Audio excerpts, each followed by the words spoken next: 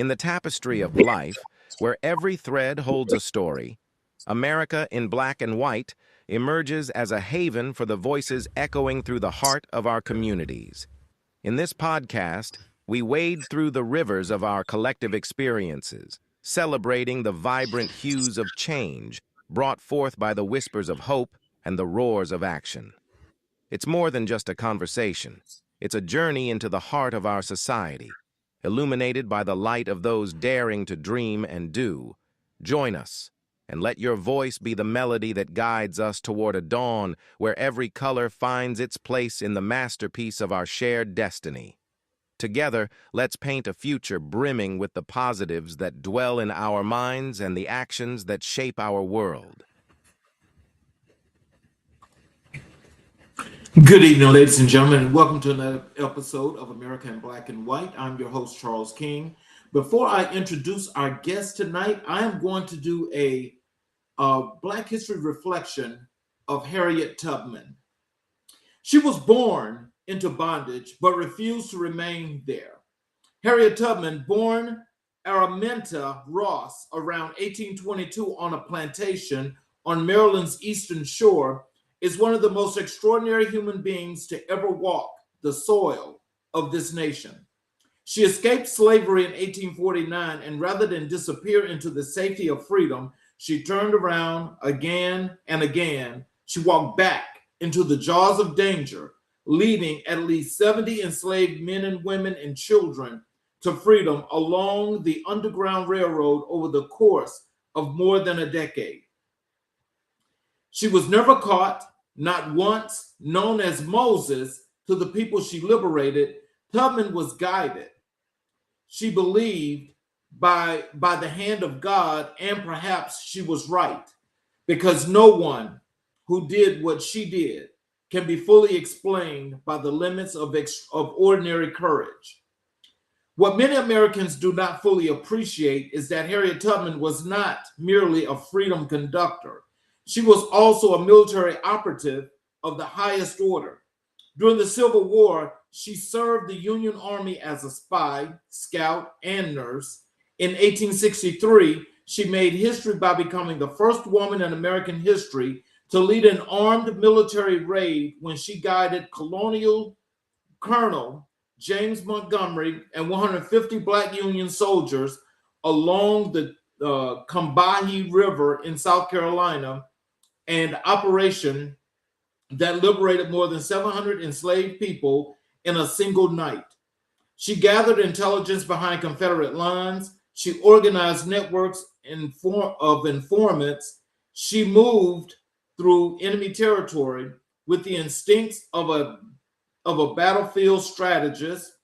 Before there was a normal role for women in the U.S. military, Harriet Tubman had already written that chapter in blood, in sweat, and in victory.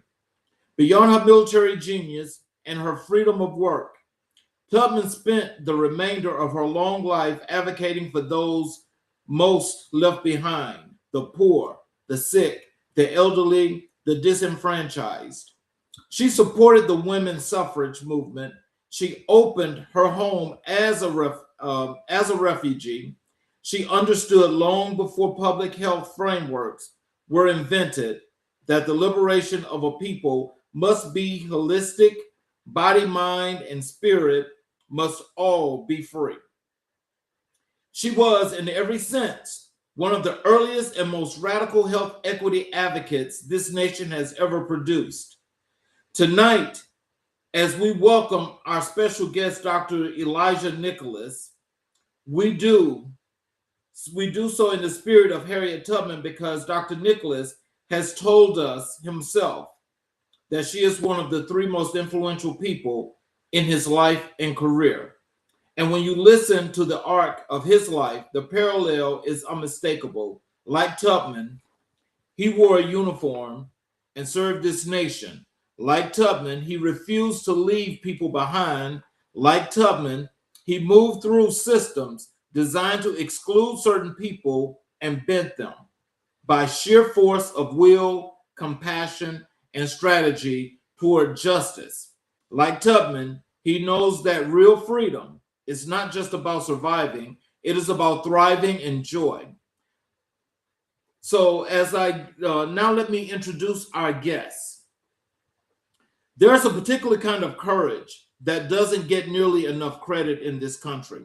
We talk about courage in battle, the courage to charge a hill, to hold the line, to stand in the face of enemy fire. And that courage is real. It is sacred. It deserves every ounce of honor we can give it. But there's another kind of courage that is just as demanding, just as dangerous, and just as worthy of our reverence. And that is the courage to stand in the full truth of who you are, to live out loud in complete authenticity, even when the systems around you were never designed to make room for you. That kind of courage, that is not for the faint of heart. Good evening to you all. I am Charles Zachary King, your host, and you're watching and listening to America in Black and White, the show where we go deep, we go real, and we go there together. Welcome to Season 4, Episode 123. Tonight, we're talking about service. We're talking about sacrifice. We're talking about what happens after the uniform comes off and the fight for justice and dignity begins in a whole new theater of operation. And we're talking most powerfully about joy, not as a luxury, not as a reward, but as a radical, revolutionary healing act of resistance. Now, I need you to understand something before I bring tonight's guest in. As a Black man in America, the act of serving this country in uniform carries a weight that is uniquely complex. You put on that uniform knowing the history, knowing that Black soldiers fought in every single war this nation has ever waged, and came home to Jim Crow, to redlining, to discrimination at the very VA hospitals built to serve them. You serve a nation still working, still struggling to fulfill the promises written in its founding documents. And yet you serve because you believe in the possibilities of this nation, even when this nation has not yet fully believed in you. That is not weakness. That is one of the most profound acts of faith in the American idea that I can name. My guest tonight embodies all of that and so much more. He is a retired United States Air Force Lieutenant Colonel with nearly 25 years of distinguished military service. He is a nonprofit executive, a doctor, an author, a keynote speaker, a media personality, and one of the most fearless advocates for health, equity, and human dignity working in America today.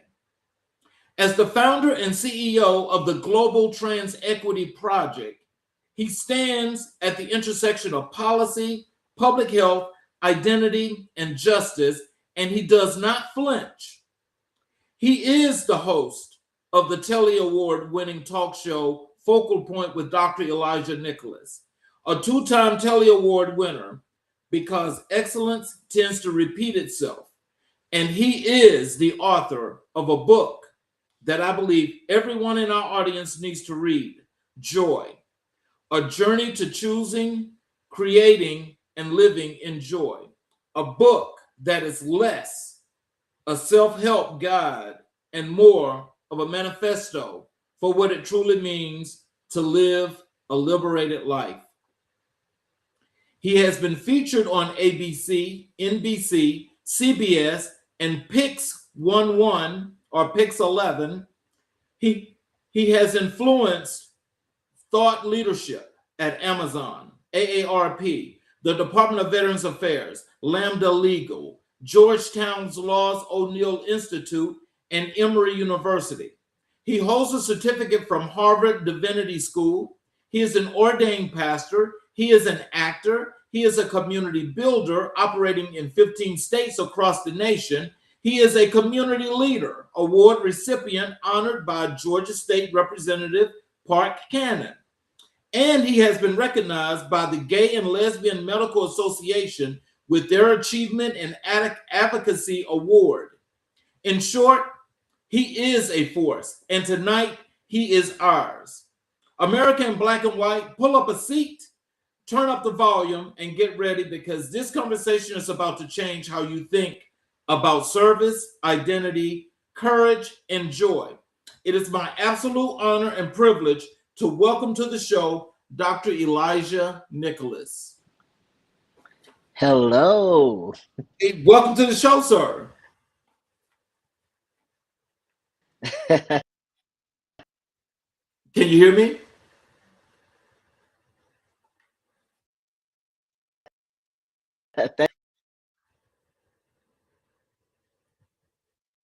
Thank you for.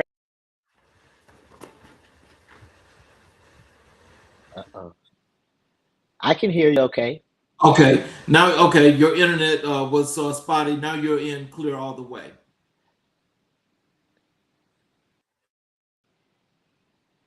Okay, let me see if turning my Wi-Fi on might help a bit.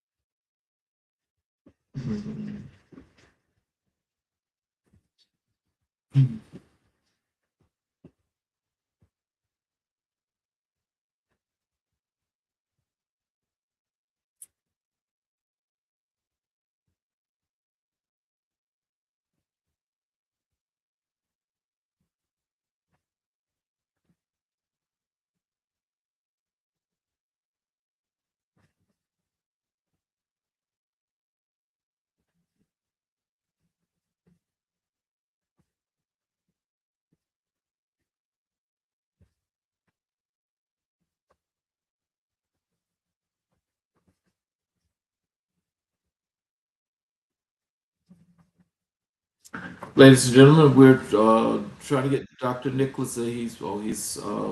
He's back, and there we go. Can you hear me? Can you hear me?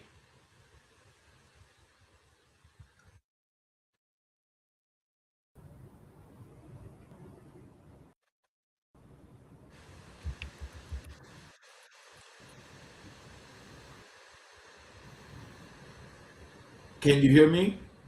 Can you hear me now? Okay. So, yeah. So, welcome to the show.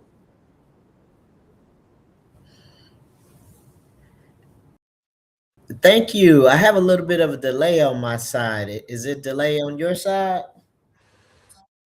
Well, no, actually, I guess that's just coming from your side, but we can hear you now. Um, is there anything you'd like to say to the audience before we get into the show?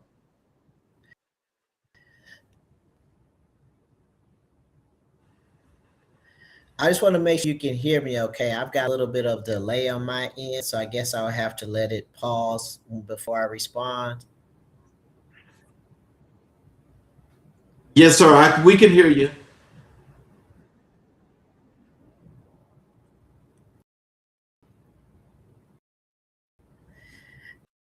Okay, wonderful. I am Dr. Elijah Nicholas. I was listening to you talk about Tubman and then reading my bio, and I'm, sometimes when we're moving and moving, and we take time to listen to the and heartwarming. So thank you for that generous introduction. Oh no, not a problem at all. And I'm glad that you're here, and I'm ready to get into this wonderful conversation because it's one that I think, as I said in the intro, is going to help a lot of people to understand an enormous amount of things about life, especially. So I want to thank you as well as I want to thank the people that are watching and those that have been here and are always here with us. I want to thank you all for joining us as we get into this. Dr. Nicholas, what I like to start with first is I like to, have you have the audience get the opportunity to learn more about you before we get into all these wonderful things that you do. So I call this like your life story, your journey. And so, if you could take us all the way back, where did you grow up, and what was the world you came up in like, and what did home feel like? Hmm. So I grew up in Milwaukee, Wisconsin. At that time, um, Milwaukee was actually still pretty segregated when I was born. I grew up on the north side, and my mother raised my brother and I pretty much with my aunt and uncle and my three cousins. We were a family unit, and when I went to school, when I think about the context of the time, were the only two black kids in our school, in most of the schools that we attended. And so we grew up being the first uh, in a lot of schools and sports activities. And our was again my aunt, uncle, my grandmother, and church. We spent a lot of time in church, vacation Bible school, and all of those things. And so, what home felt like to me is, playing in the backyard with my cousins and my uncle. From very young, 3 years old, I were playing with the basketball. My uncle taught me to play basketball, and that was our community.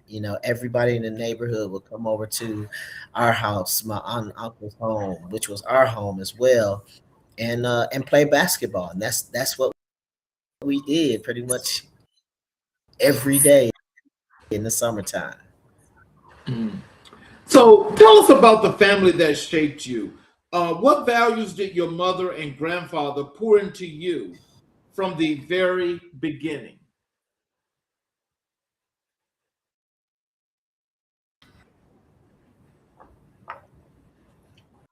I'm gonna ask if you repeat that because for some reason it's a little choppy.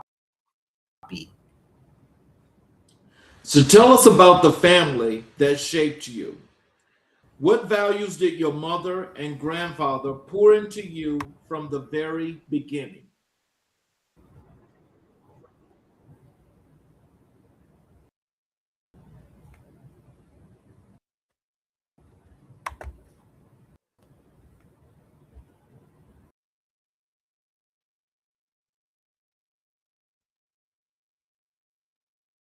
Did you hear me?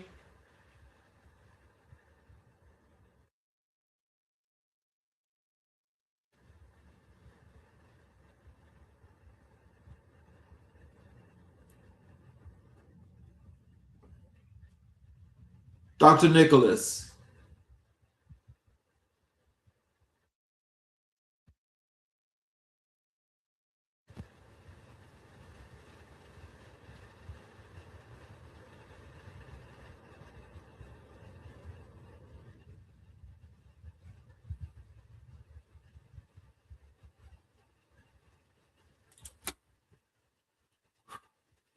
Ladies and gentlemen, let me see if I can get this fixed. Can you guys please give us a second?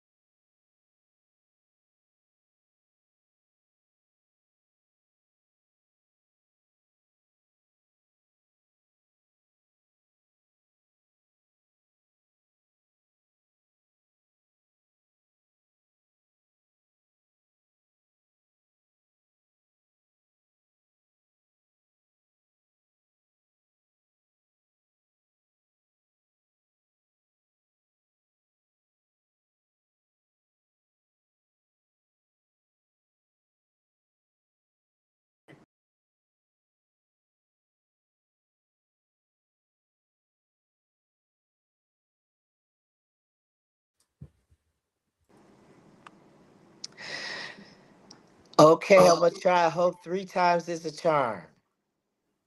Okay. So again, I was that question was, can you tell us about the family that shaped you? What values did your mother and grandfather pour into you from the very beginning? Oh, my my mother, the thing that I still remember even as an adult, is my mother always taught me to be kind and to always say thank you, regardless of how people treated us. Because as I'm not sure it went through, but I was my brother and I were often the only black kids in a class. So we experienced a lot of racism, and so when I grew up, people were still the kids were calling us niggers, and the kids were using those derogatory terms, and so even in that, my mother instilled in us to always be kind, to always say thank you, to be compassionate, to love one another, to love family, hold family close, and when we talk about family, community is family as well. So when you were young, what did you dream about becoming? Did military service feel like a calling early on, or did that path find you in a different way? Oh, military service absolutely was not a calling. Well, it in hindsight, I'm certain that it was a calling in that it was a part of my life. And this connection is much better. I don't know what the difference is. I switched phones altogether, so this is great. So thank you for your patience. The military came about for me because I didn't have other options at the time. When I was growing up, my mother gave us three options when it was time to leave high school. They were get a job. At that time, minimum wage was $3.65 an hour. Um, go to school, and I didn't have a scholarship like my other friends did. Many of my friends, I was an average basketball player, right? And I was an average student. I was a C student, so I didn't have a scholarship. And so our third option was to get out. So go to school, get a job, or get out. And at those times, to me, I could see that that was not a long term, sustainable pathway for me. And one of my friends was a second lieutenant. God rest her soul, Marcy. She was a second lieutenant in the military, in the army, and she said, "Hey, maybe you want to think about joining the army because they'll pay for your college. They'll help you pay to school, go to school, and you get to travel." And when she said travel, that lit my mind up in my heart because I knew at a very young age that I wanted to travel, and so that was the pathway, the journey that I took. So, talk to us about your educational journey. You hold a Yes, DBA, an MBA, and a MAET, and an MSOL, plus a certificate from Harvard Divinity School. What yes. drove that hunger for knowledge, and how did your upbringing shape that pursuit? Well, let me say this. In hindsight, I will say that drive came a lot from being an overachiever. And through therapy, what I have realized, my journey was I was an overachiever in every aspect of my life. One, because that was the standard in our home. That was mama's standard, right? Even me being a C student was not the standard and was not acceptable. And so because I was an overachiever, because I was not seen, I didn't feel seen, I didn't feel heard. And so for me, my education path was more of a pushback where like you can't tell me I can't do this. This is going like make you look at me. And so that was the path, especially like with the military, because at that time, I served under Don't Ask, Don't Tell, and so it was as a black person, you have to be like 10 steps ahead, 100 steps ahead all the time. And so it wasn't enough for me to go into a meeting with a bachelor's degree. At least I didn't feel like it was enough. And I know it wasn't enough because even with my doctorate degrees, I still had challenges navigating the military. And at the same time, the military, one thing that I give the military kudos, and oh, by the way, I enjoyed serving the military, and it was has been very beneficial for me. But one thing the military did was provide pathways to education, and so that is really the military paid for pretty much all of my degrees. And I used the GI Bill to go to college, and so in that I was an overachiever. The military kind of supported that, being an overachiever, and so I just I took advantage of that, and it has really paid off. So every life has a pivotal turning point, a moment where everything shifts. What was yours? And was there a single moment that changed the entire direction of Dr. Elijah Nicholas? I have had several pivotal moments in my life. Several. I would say I feel like my life has been several lifetimes, and I say that because when I was in the military, well, growing up again, I didn't feel seen, I didn't feel heard, and so there was always this yearning to be seen and to be heard. I can remember as a kid when I was growing up, I used to want to pray, and I never got called on to pray. When you have Thanksgiving dinner and everybody's around the table, and so I was always like, "What? How come they never called on me to pray?" And so I didn't understand that there was another, like, "Hey, look at me, I'm here." And so throughout my life, I spent a lot of time yearning for that attention.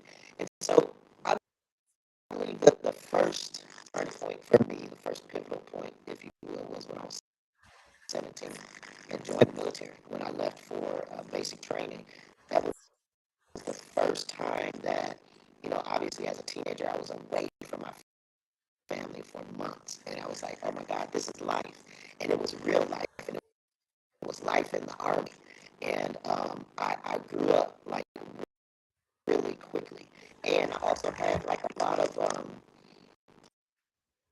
of successes because I was a very good leader. I was a natural leader. I am the in leadership they talk about some leaders are born, some leaders are created. I am a natural born leader from the time I can remember, and so but those leadership skills were not nurtured when I went to the military. So it was both. I had a lot of pros and cons. So serving in the military was one pivoting point for me. And then when it was time for me to retire from the military, that was another pivotal point because I experienced a lot of racism, a lot of misogyny, a lot of like just all the things that was going on. I was nearing my retirement at the time that the "Don't Ask, Don't Tell" policy was being revealed, and so I had a commander at the time that I felt like she had it in for me, and so much so that it forced me into it didn't force me into retirement. What it did was it really pushed me and propelled me into my destiny. But at the time, it felt like I was being forced out of the military, um, and that was actually the best thing that could happen for me at that time. Dr. Nicholas, you kind of like went to like robotics. I understood and I heard some of the things like an undertone, but you kind of like went to robotics. Can you like let me hear you say something and see if you cleared that up? Oh yeah, I got a lot of static on my side now when you talk. Yeah, that's what I'm hearing. Let's see if I is that better? No, it's still kind of like the same, but I just wanted to do a follow up to that last answer because I know exactly what you're talking about when you mentioned how don't ask, don't tell when it was implemented into the service because I was actually in the Navy at that time. And so I understand exactly what you're talking about because that was like a crazy time, and with that, it was kind of like in a I don't even know how to even explain this, but when you said you thought that somebody had it out for you, honestly, I would see in different departments where it looked like there were people that were like just targeted that they were like just messing with, you know and so, but I know that from people that were probably discharged under that act, I don't think that the commands actually did it because I was on the East Coast, so everything was probably done via Sixth Fleet. But I do remember those times when they was doing all that craziness because I was so glad that they finally got rid of that, but it took a long time before they did. And let me, if you'll be patient with me, let me just log out and log back in because it's still very staticky when I hear you. Okay.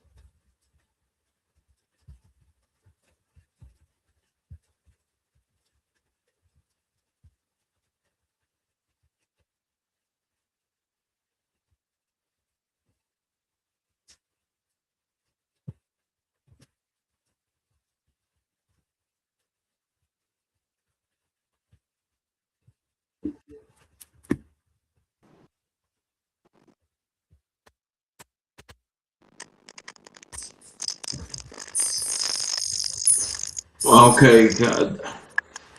Oh wow, it's still very staticky on my side. Uh,